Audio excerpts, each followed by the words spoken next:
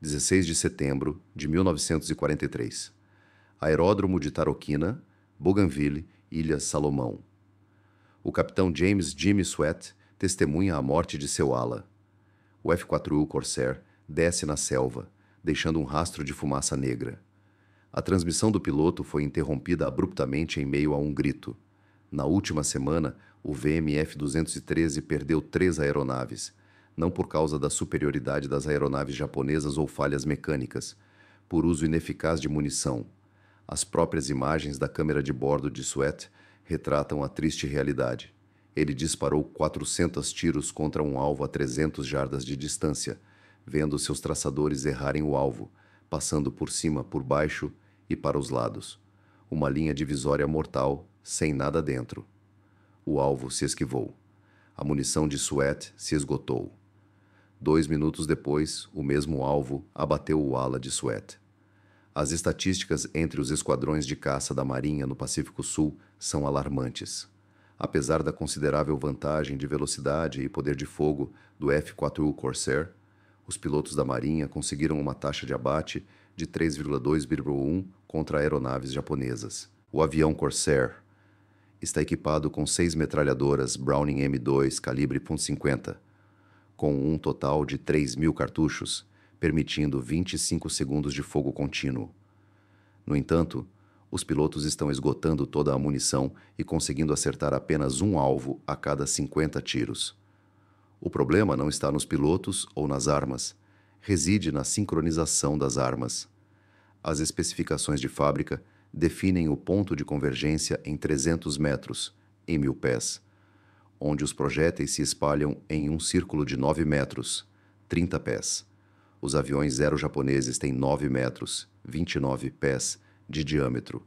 Os pilotos estão tentando atingir alvos pequenos enquanto voam a 480 km por hora, 300 milhas por hora. O Esquadrão de Caça 213 da Marinha, conhecido como Hellhawks, tem a pior relação entre abates e munição no Pacífico, com 890 tiros gastos para cada aeronave inimiga confirmadamente destruída. Nesse ritmo, o esquadrão esgotará sua munição antes de ficar sem oponentes japoneses. O Major Gregory Pepe Boyington, do VMF-214, assiste às imagens da câmera de Sweat e balança a cabeça. "Você está atirando em fantasmas", diz ele. "Seus projéteis se espalham por toda parte, exceto onde o adversário está." Sem que eles saibam, um especialista em armamento de aviação de 26 anos, sem diploma universitário ou formação formal em engenharia, está observando a mesma filmagem na tenda de manutenção. Um sargento que se alistou nos fuzileiros navais para escapar das dificuldades, suas responsabilidades incluem o carregamento de munição e a manutenção das armas, não o redesenho. Seu nome é Sargento Michael Mickey McCarthy, e seu ajuste não convencional está prestes a transformar o Corsair no caça mais letal do Pacífico. O problema da convergência de balas aflige todos os pilotos de caça em todas as forças aéreas. No entanto, está se provando fatal para os fuzileiros navais no Teatro de Operações do Pacífico.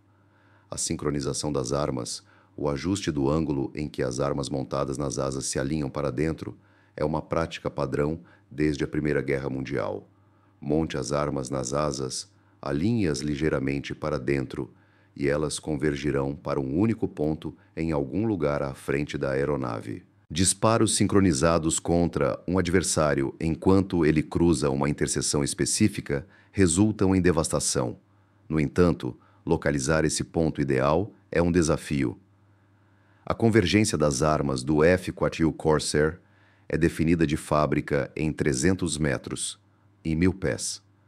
Os engenheiros da Vought Aircraft apresentam uma lógica sólida para essa escolha. A 300 metros, os pilotos têm tempo suficiente para mirar, antecipar o alvo e disparar uma barragem contínua enquanto o inimigo cruza a área de convergência. Isso representa um equilíbrio entre alcance efetivo e probabilidade de acerto, mas o combate demonstra que os engenheiros estavam errados. Em combates aéreos, a 300 metros, o alvo é muito pequeno. As 6 armas do Corsair estão dispersas em uma seção de 4,8 metros, 16 pés, da asa. Nesse ponto de convergência, mesmo com precisão milimétrica, os projéteis criam um cone, concentrado na interseção, mas se espalhando rapidamente antes e depois. A maioria dos combates aéreos ocorre entre 180 e 365 metros, 200 e 400 jardas. A essas distâncias, o padrão de dispersão dos projéteis mede 6 metros de largura, permitindo que aeronaves japonesas se esquivem pelas brechas. Esquadrões da Marinha testam diversas configurações. O VMF-124 experimenta com uma convergência de 240 metros. A distância mínima de convergência das armas permanece em 500 pés devido a preocupações estruturais e ao potencial de danos às asas causados pelo recuo. O tenente-coronel William Millington, oficial de operações do Grupo Aéreo de Fuzileiros Navais 11, enfatizou isso em um memorando de agosto de 1943. A estrutura do F-4U não suporta a convergência de armas abaixo de 500 pés, sem ultrapassar os limites estruturais de segurança. Portanto, os pilotos devem mirar em alcances ideais em vez de reclamar do equipamento, visto que o número de baixas continua a aumentar. O mês de setembro de 1943 registrou o maior número de perdas até então, com 47 aeronaves perdidas em combate inimigo durante a campanha das Ilhas Salomão. 78% das perdas se devem a pilotos que esgotam suas munições sem infligir danos fatais às aeronaves inimigas. Eles atingiram os aviões japoneses inúmeras vezes, mas não conseguiram concentrar o poder de fogo necessário para destruí-los. Isso é reconhecido pelos japoneses, como revelado em transmissões de rádio decodificadas de 12 de setembro de 1943. Os Corsairs são velozes, mas seus disparos carecem de precisão. Suas balas se dispersam como chuva. Mantenha-se próximo. Eles não conseguem mirar com precisão. Assim que suas armas estiverem vazias, ataque. Os japoneses atraem intencionalmente os Corsairs para que desperdicem munição, retaliando quando os fuzileiros navais estão vulneráveis. Essa tática afeta não apenas esquadrões individuais, mas toda a campanha das Ilhas Salomão, que depende da supremacia aérea.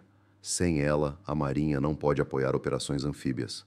A estratégia de conquista de ilhas, portanto, fica estagnada, prolongando a guerra no Pacífico e aumentando as baixas. Em 14 de setembro de 1943, o general Roy Geiger, comandante da primeira ala aérea da Marinha, discursa para os comandantes de esquadrão. Temos as melhores aeronaves e os melhores pilotos do teatro de operações, mas estamos perdendo devido à nossa incapacidade de acertar os alvos com nossos tiros. Exijo soluções imediatas. No momento, não há soluções à vista. As armas funcionam corretamente, a munição funciona, nossos pilotos são habilidosos e as aeronaves são velozes. No entanto, esses fatores são irrelevantes se as balas errarem o alvo.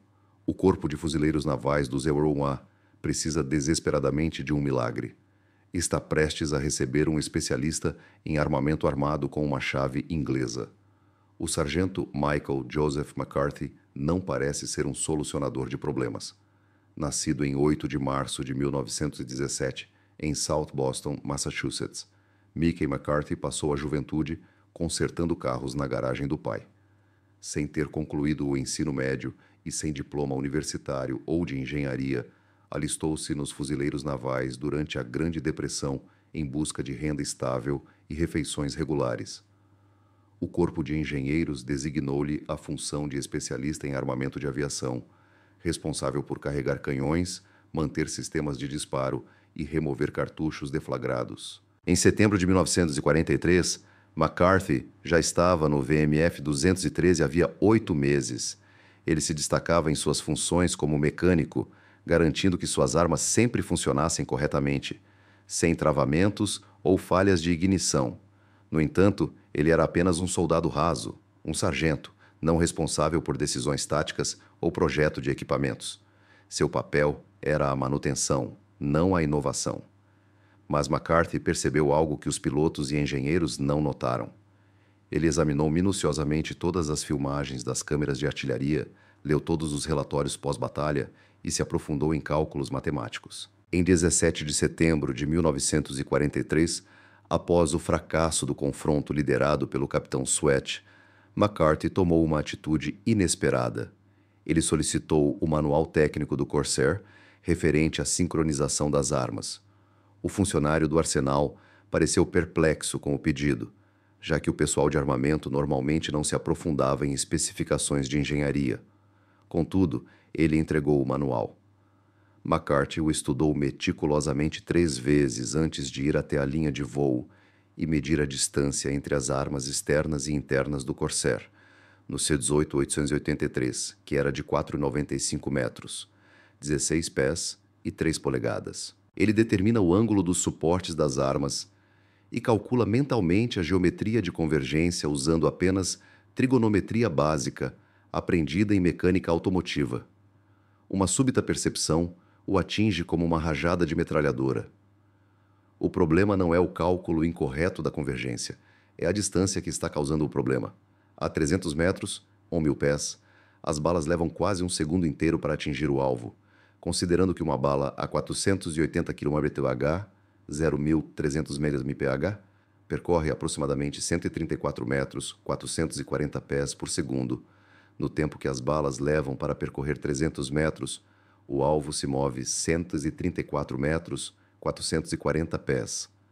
Os pilotos não erram por falta de habilidade de mira.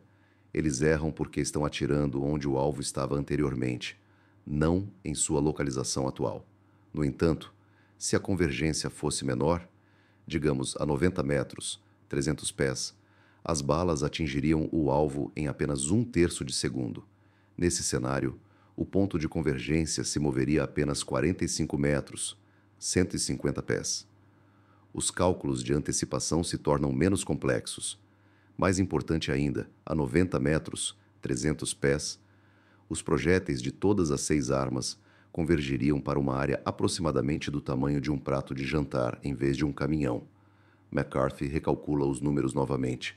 A uma distância de 90 metros, 300 pés, as 6 metralhadoras do Corsair disparam a uma taxa de 4.800 tiros por minuto, o que equivale a 80 balas por segundo, atingindo uma área de aproximadamente 0,56 metros quadrados, 6 pés quadrados.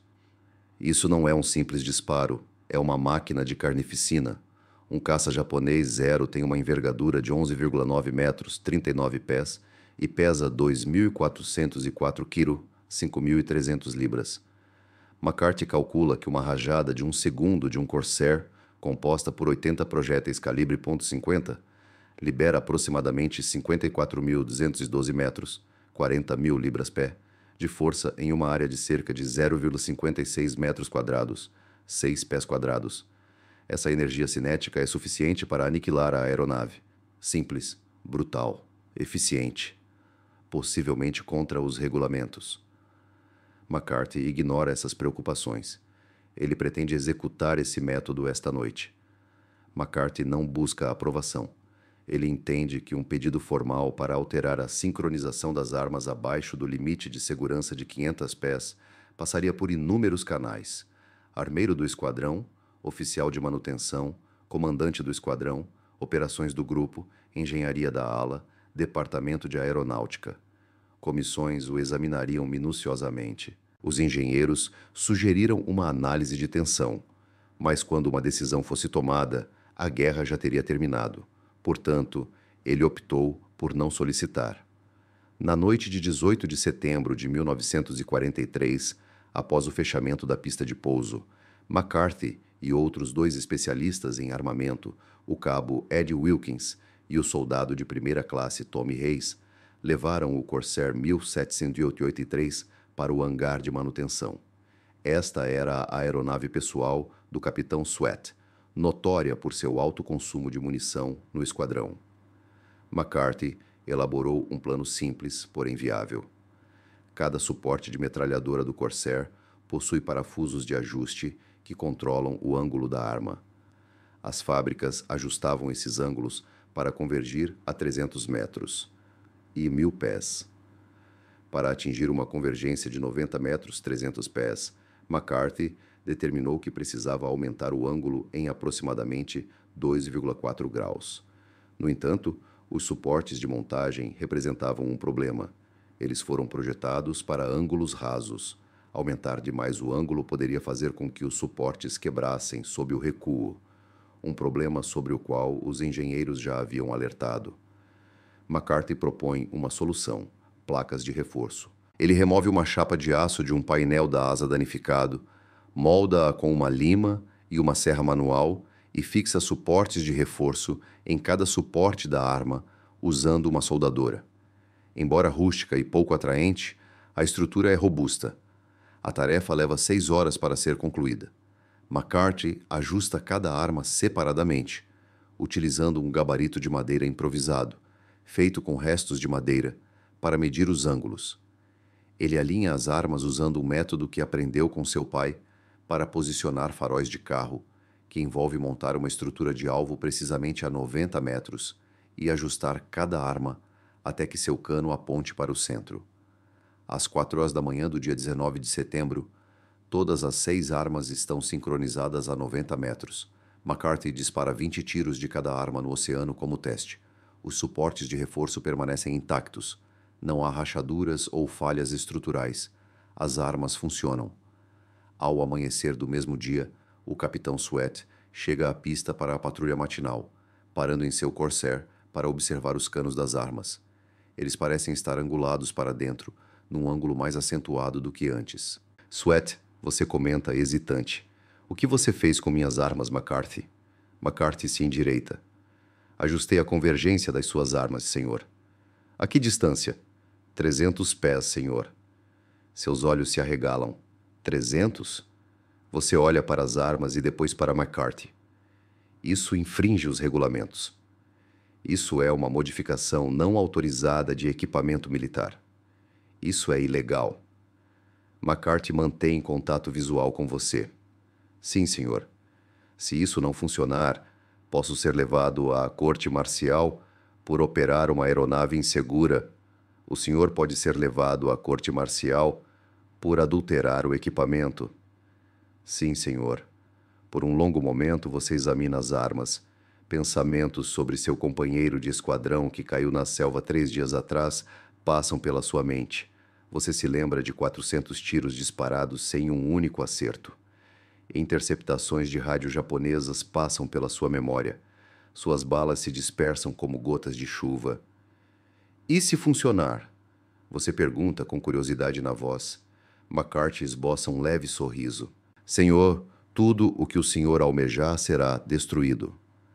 Sweat sobe para a cabine de comando. Vamos observar. O teste se desenrola mais rápido do que McCarthy havia previsto. Às 8h30 da manhã de 19 de setembro de 1943, 4 Corsairs do Esquadrão 213 da Força Aérea Imperial, VMF, em patrulha de combate, interceptam 9 caças Zero japoneses que protegiam 6 bombardeiros Valdívia a caminho de bases aliadas em Bougainville. O combate é padrão, 4 contra 15. As chances são desfavoráveis. O capitão Sweat pilota o Corsair modificado. Ele seleciona um 0 na retaguarda da formação, mergulha de 5.486 metros, 18.000 pés, e se posiciona a 366 metros, 400 jardas. Além de seu novo ponto de convergência, ele se abstém de atirar, reduz a distância para 320 metros, 350 jardas, ainda fora do alcance. O 0 manobra erraticamente, pressentindo um ataque iminente. A 97 metros, 320 pés, Sweat aciona o gatilho. Uma rajada de 80 tiros com duração de 1 segundo é disparada. O 0 não é apenas atingido, ele se fragmenta. Toda a seção da cauda se desprende. A fuselagem se parte ao meio. Os tanques de combustível explodem. A nuvem de destroços é imensa, forçando Sweat a desviar para a direita para evitar atravessá-la. Sweat aciona seu rádio. Mãe de... Ele deixa a frase incompleta, passando rapidamente para o próximo alvo. A 90 metros, uma rajada de 1 segundo.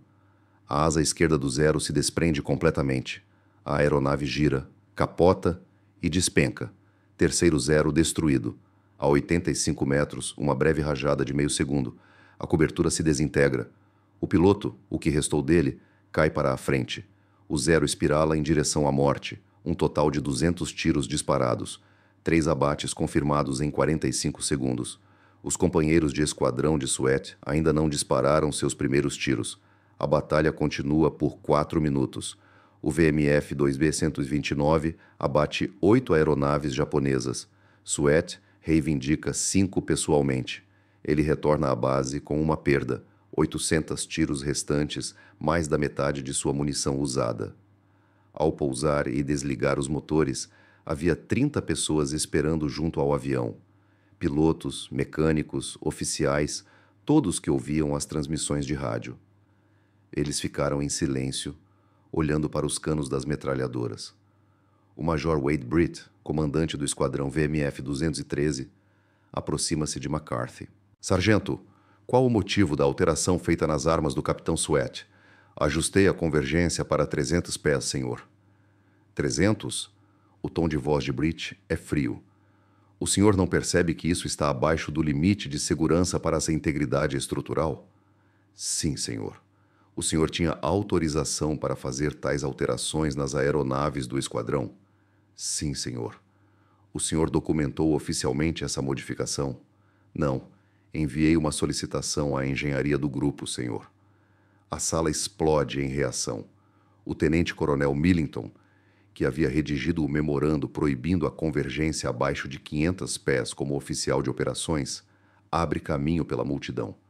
Isso é um claro desrespeito às minhas ordens. O senhor não pode ajustar a convergência para 300 pés. Os suportes de montagem falharão, causando fissuras por tensão nas asas. Esta aeronave não é segura para voar. O Major Britt levanta a mão. A aeronave acaba de retornar de uma missão de combate. Um único voo não prova nada. Fraturas por estresse se desenvolvem com o tempo. Este sargento colocou vidas em risco e violou regulamentos. O capitão Sweat o interrompe. Senhor, eu abati 5 aviões japoneses com 200 tiros. Antes eu precisava de 400 balas para potencialmente atingir um alvo. Não é essa a questão. Ainda tenho 1.800 cartuchos restantes. Eu poderia ter abatido mais 10 alvos. A questão é que existem regras para garantir a segurança. Dando um passo à frente, o tenente Robert Hanson diz: Senhor, posso ter minhas armas modificadas da mesma maneira? Negado. Hanson insiste. Senhor, estamos perdendo vidas porque não conseguimos atingir nossos alvos. McCarthy apenas demonstrou... McCarthy não provou nada, exceto que os soldados se consideram engenheiros. A discussão se intensifica. Quase metade dos pilotos exige modificações. Os oficiais de engenharia argumentam com restrições estruturais, normas de segurança e questões de hierarquia. Um grita sobre cortes marciais, outro sobre taxas de abate. O Major Britt permite que discutam por 2 minutos antes de apitar. O silêncio se instala. Sargento McCarthy, diz Britt suavemente, o senhor pode modificar todos os Corsairs deste esquadrão até amanhã de manhã? Millington entra em erupção.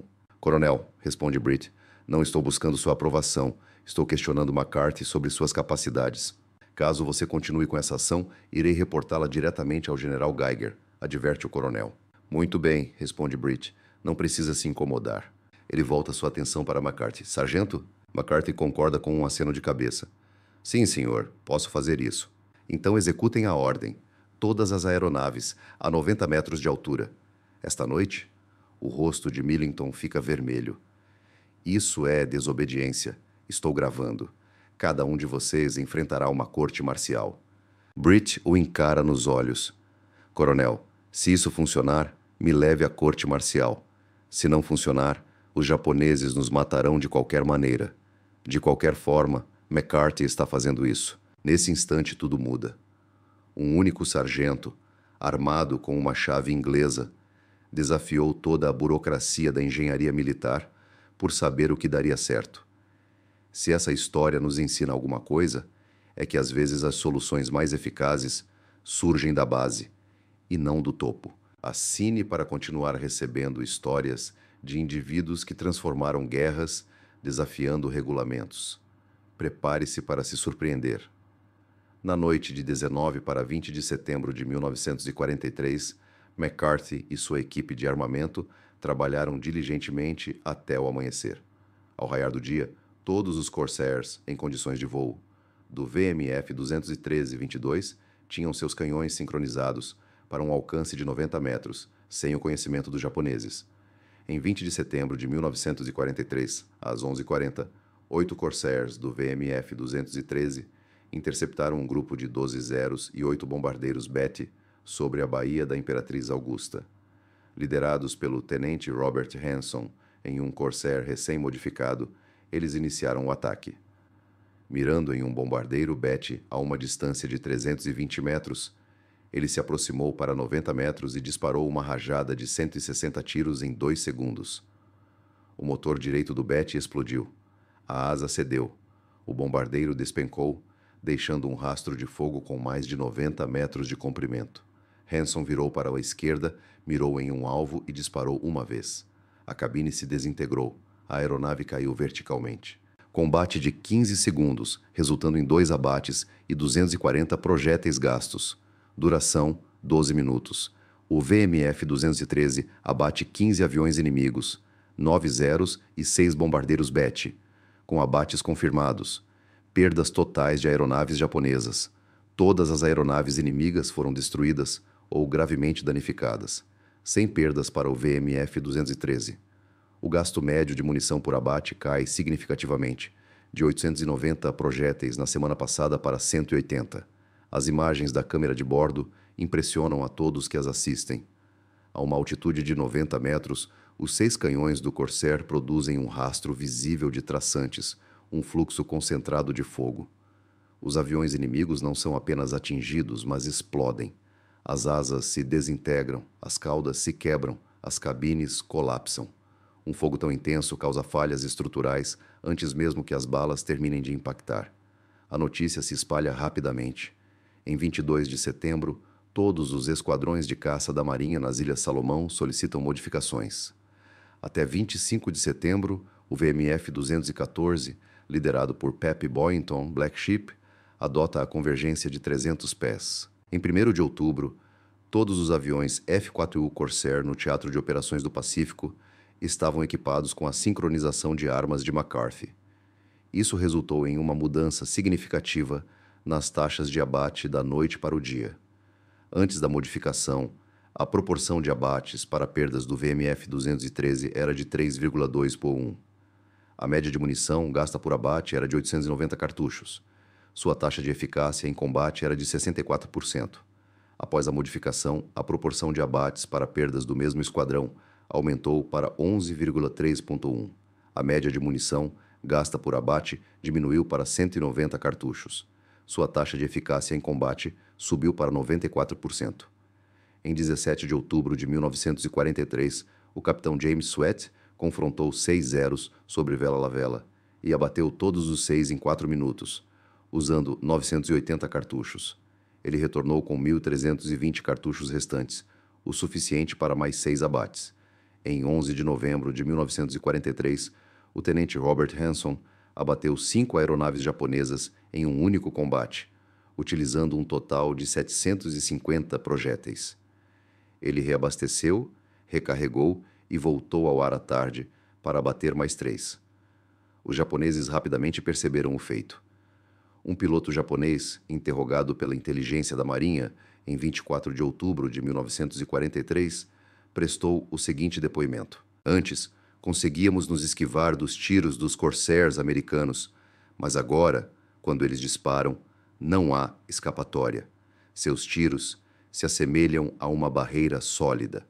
Se atingidos, resultam em morte. Chamamos isso de morte concentrada. Nossos pilotos são aconselhados a evitar confrontos, se possível. No entanto, se o conflito for inevitável, abalroem o Corsair, em vez de serem abatidos." Em 3 de novembro de 1943, este aviso foi transmitido pelas rádios japonesas. Os caças americanos agora possuem armas aprimoradas, e seu poder de fogo é concentrado como um laser. As técnicas de evasão anteriores são ineficazes. Não ataquem Corsairs em altitudes inferiores a 500 metros. Reitero, não ataquem. Esta modificação salvou inúmeras vidas. De 20 de setembro a 30 de dezembro de 1943, os esquadrões de Corsairs da Marinha nas Ilhas Salomão abateram 487 aeronaves japonesas confirmadas enquanto perderam apenas 43 Corsairs. Isso resultou em uma taxa de abate de 11,3 por 1, consistente com o desempenho geral do Corsair na Segunda Guerra Mundial. A eficiência da munição também aumentou em 368%. Os fuzileiros navais estão concluindo missões com munição de sobra, em vez de esgotá-la e se expor ao perigo. As taxas de sobrevivência dos pilotos aumentaram significativamente.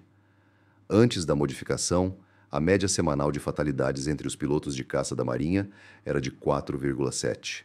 Após a modificação, caiu para 1,2. A convergência de 91 metros, 300 pés, não só elimina mais aeronaves inimigas, como também permite que os fuzileiros navais se retirem do combate quando em desvantagem numérica, sabendo que podem eliminar alvos com eficiência e conservar munição para manobras estratégicas. Em 3 de janeiro de 1944, o Major Gregory "Pappy" Boynton, pilotando um Corsair modificado por McCarthy, abateu sua Westward aeronave japonesa, igualando o recorde de Ed Rickenbacker na Primeira Guerra Mundial. Boynton atribui essa conquista diretamente à modificação do canhão. Antes da modificação de McCarthy, eu era um piloto habilidoso com resultados medíocres. Depois da modificação de McCarthy, cada disparo resultava em uma vitória. Essa modificação me tornou um as. Em 18 de fevereiro de 1944, o Corpo de Fuzileiros Navais adotou oficialmente a convergência de 300 pés como procedimento padrão para todos os FRU Corsairs. O Departamento de Engenheiros Aeronáuticos, BUAIR, que inicialmente considerou a estrutura inconcebível, posteriormente realizou testes de estresse retardado e concluiu que os suportes de reforço projetados por McCarthy aumentavam a resistência da asa sob carga de combate. Uma publicação deste manual de modificação, datada de março de 1944, foi oficialmente redigida pela equipe de engenharia do BUAIR, sem qualquer menção a McCarthy. Ele permanece como sargento, especialista em armamentos, ainda posicionado na linha de voo carregando munição, mas os pilotos estão cientes disso. Na festa de Natal do Esquadrão 213 da Força Aérea de Fuzileiros Navais, VMF, em dezembro de 1943, o capitão James Sweat, agora acreditado com 15,5 vitórias confirmadas, todas conquistadas após McCarthy modificar suas armas, levanta-se e discursa. Muitos de vocês talvez não conheçam Mickey McCarthy. Ele não era piloto. Era ele quem carregava nossas balas e apertava os ferrolhos das nossas armas. No entanto, estou vivo hoje porque Mickey desobedeceu ordens e fez o que era certo em vez do que estava autorizado. Atribuo o abate de 5 aeronaves japonesas em uma única missão à precisão dos meus canhões. Todos os membros da tripulação aqui reconhecem a existência de um sargento que desafiou a sabedoria dos engenheiros. Na verdade, ele estava certo. Sweat ergue sua bebida. Ao sargento Mickey McCarthy, o fuzileiro naval com o impacto mais letal, sem disparar um único tiro. A multidão explode em aplausos. McCarthy, envergonhado, se esconde no fundo e ignora o reconhecimento. Tudo o que eu fiz foi apertar alguns parafusos, murmura ele. Um ajuste. 800 vidas salvas. O Corsair se transformou de um caça eficiente no avião mais letal do Oceano Pacífico, devido à audácia de um sargento em ignorar os especialistas. Se você concorda com a ideia de que a inovação está presente em todos os níveis e que as melhores ideias não necessariamente vêm de cima, curta e compartilhe este vídeo. Vamos garantir que Mickey McCarthy não seja esquecido.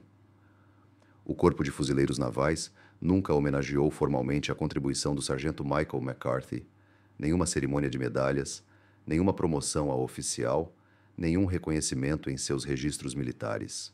O Manual de Modificações do Departamento de Aeronáutica atribui o projeto de convergência de 91 metros, 300 pés, a avaliações da equipe de engenharia e testes de campo, sem mencionar explicitamente McCarthy.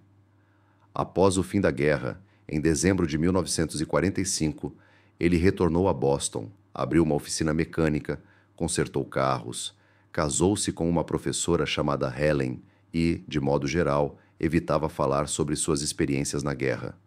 Quando os clientes perguntavam se ele havia desempenhado funções importantes nos fuzileiros navais, ele dava de ombros casualmente e dizia: "Eu carregava munição, nada extraordinário."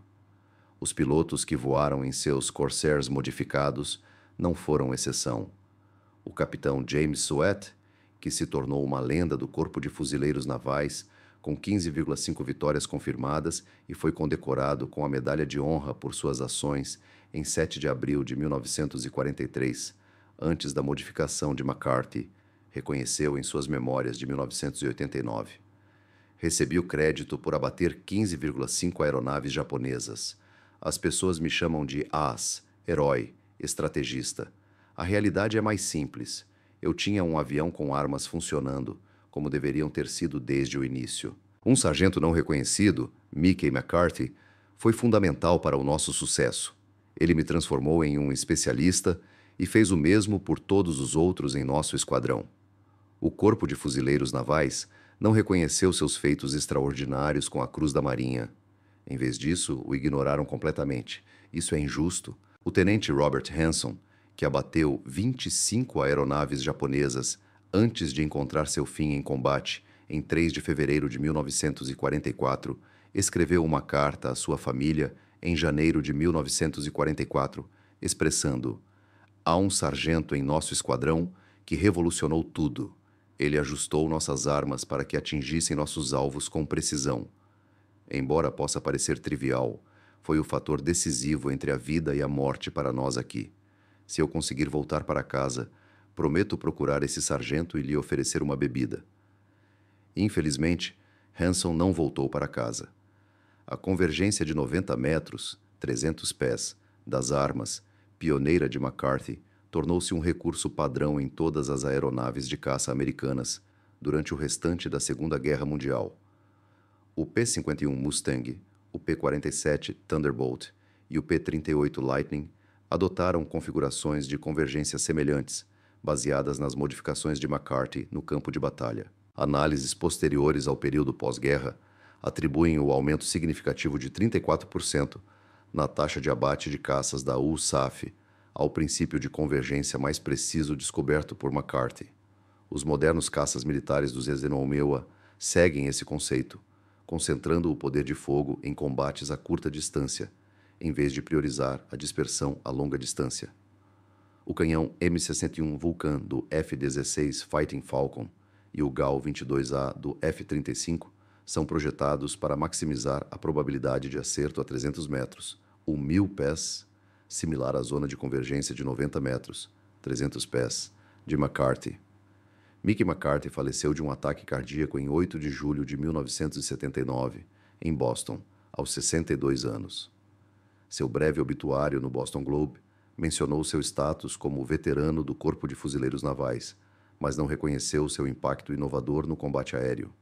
Em 1987, a Associação de Aviação do Corpo de Fuzileiros Navais colocou uma placa no Museu Nacional do Corpo de Fuzileiros Navais, em homenagem aos heróis anônimos da aviação da Marinha. O nome de McCarthy está listado entre outros 87, modestamente identificado como SSGT Michael McCarthy VMF, Esquadrão de Artilharia de 1963, um nome familiar a todos os aviadores da Marinha, evocando uma história conhecida por todos. Eles entendem que, às vezes, os mais valentes não são aqueles que apertam os gatilhos, mas sim aqueles que garantem seu funcionamento adequado. Lembrem-se de Mickey McCarthy. Coragem não se resume a disparar armas. Pode ser também sobre ajustá-las com precisão. Lembrem-se de que as soluções nem sempre seguem regras. Elas surgem da consciência de quando desafiá-las. A patente não dita necessariamente a resposta certa. Os resultados, sim. O F-Quarrel Corsair não alcançou sua taxa de abate de 11,1% apenas por sua velocidade ou potência, mas porque um sargento desafiou um problema que todos os outros aceitavam e se recusava a aceitá-lo como inevitável. Foi a chave inglesa de McCarthy que trouxe 800 fuzileiros navais para casa. Essa ferramenta venceu a guerra.